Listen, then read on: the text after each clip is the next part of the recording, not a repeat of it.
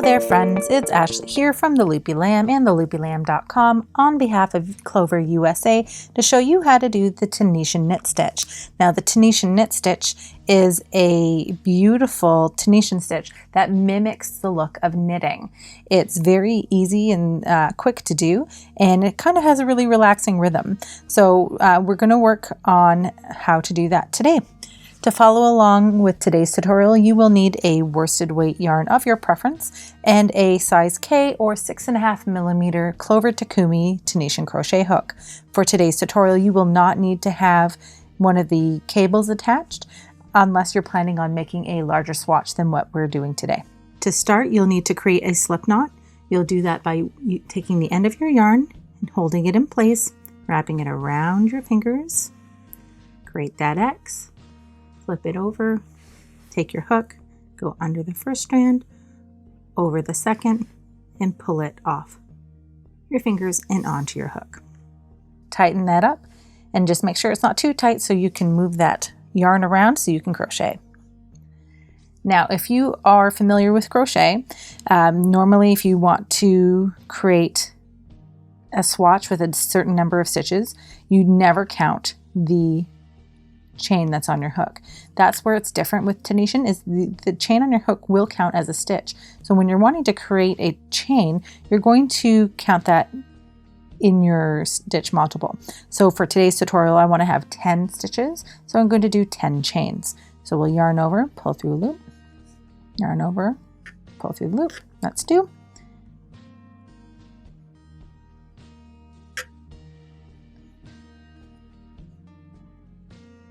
All right, and there's my 10 chains. Now, with normal crochet, you would work through the front of your chains here, but for Tunisian, we're going to turn that chain around.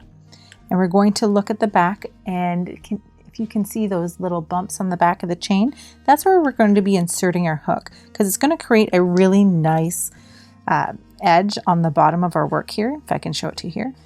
So there's the top, and there's the bottom. So your top and the bottom will match. So that's why we're going to work into those bumps in the back of the chain. So working into the back bump of the second chain from the hook, we're going to insert our hook, yarn over, and pull up a loop. Now that loop is going to remain on our hook. It's not going to get worked off at this point. During what's called the forward pass, which we're working on now, all of the loops get picked up and they remain on your hook until you do what's called the return pass and you work them all off your hook.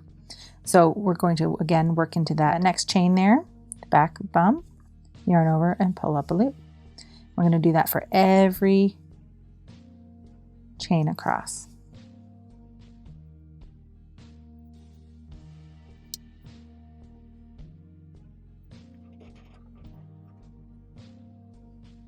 Okay, so I have picked up a loop from every chain, and if I do a quick count, I have 10 chains on my hook. Now we've completed the forward pass, and we're going to do what's called the return pass. And for every row in Tunisian crochet, you'll have a forward pass and a return pass. So to start our return pass, we're going to yarn over hook and pull through one loop on our hook. It creates an edge stitch, which is kind of like a chain 1. So if we're going to yarn over again, and we're going to pull through the first 2 loops only on our hook. So 1, 2, okay? Yarn over and pull through 2 more loops. Yarn over and pull through 2. And you're going to repeat that, yarn over and pull through 2 until you have only 1 loop remaining on your hook. Okay, so I have my first row completed, and it should look like this. Now, if you take a good look at it, you'll see that we've created these vertical bars across our first row. And if you stretch your work out and take a look, you'll see that there's a vertical bar here and one in behind. And if you flip that over, you'll see that the vertical bars are along the back as well. So to do the Tunisian knit stitch, we need to identify that front and back bar, and we're going to insert our hook in between those bars and out through the back. Okay, and I'll do that again. So again, we're identifying those 2 bars, insert your hook, and then push it through the back. Okay, so one more time between the 2 bars and out through the back. Then we're going to yarn over, hook, and pull up a loop. And we're going to do that in the next, between the next set of vertical bars. So again, identify the front and back, insert between and out the back, yarn over, and pull up a loop. And we're going to do that across our work, so we've picked up a loop in every stitch. Now when you get to the very last stitch of this row, you're going to do something a little bit different. So I've picked up a loop, I have 9 loops on my hook, and I'm at the very end. And this is where it's kind of not clear that this edge stitch is technically a vertical bar. But on the edge stitch, what we're going to do differently is we're going to turn our work, and we're going to see that we have the front bar and our back bar. What we're going to do is we're going to insert our hook and pick up both of those bars. So you can see how that looks different there. And we're going to yarn over and pull up our loop.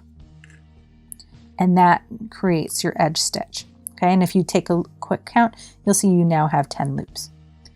So to create our return pass for row 2, we're going to yarn over, pull through 1 loop, chaining up.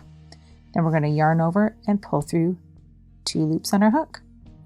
And we'll do that again. Yarn over, pull through 2. And this is called the standard return pass. And we're going to keep doing that, pulling through 2 loops over and over again until we have 1 loop remaining on our hook. And that's our row 2.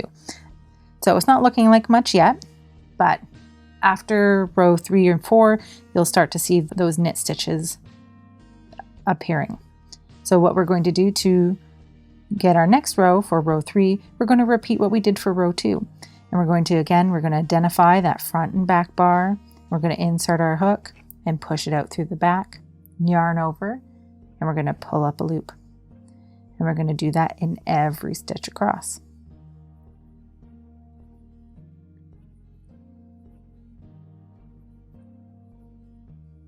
And again, I'm at my edge stitch here, and I've identified that front and back bar of the edge.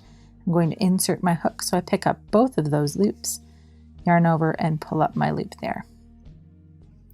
So to do our return pass, again, we're going to yarn over, pull through 1 loop, and then we're going to yarn over and pull through 2.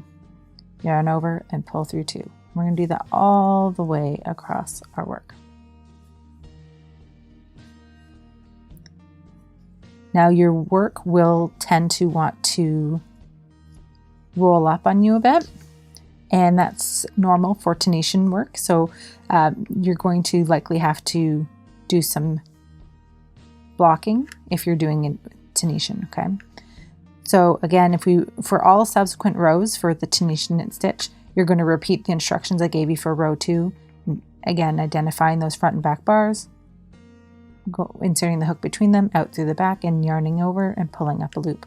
And you can start to see now that a little bit that you're starting to see those knit stitches. I'm going to do one more row here, and then I will show you how to bind off in Tunisian knit stitch.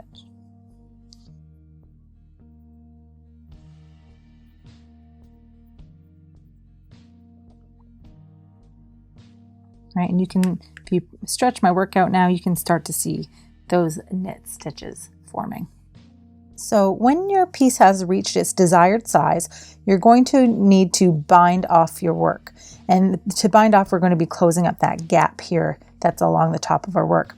So to do that, you're going to insert your hook between the front and back bar, through to the back like you're doing a knit stitch here, yarn over and pull up a loop. And rather than keeping that loop on your hook, you're going to pull that loop through the loop that's on your hook, like so, to create a slip stitch. Then we're going to do that again. We're going to insert between that front and back bar, through to the back, yarn over, pull up a loop, and then pull that loop through the loop on your hook. And you're going to do that all the way across, and then I'll show you what to do for your very last stitch here.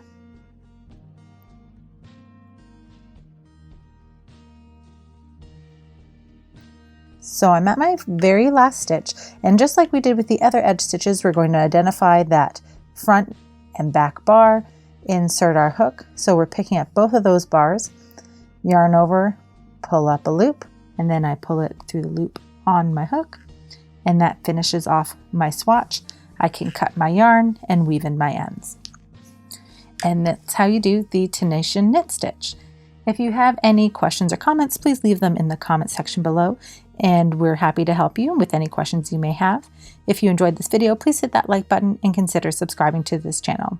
Thanks so much for watching, friends. Happy hooking, and I'll see you next time.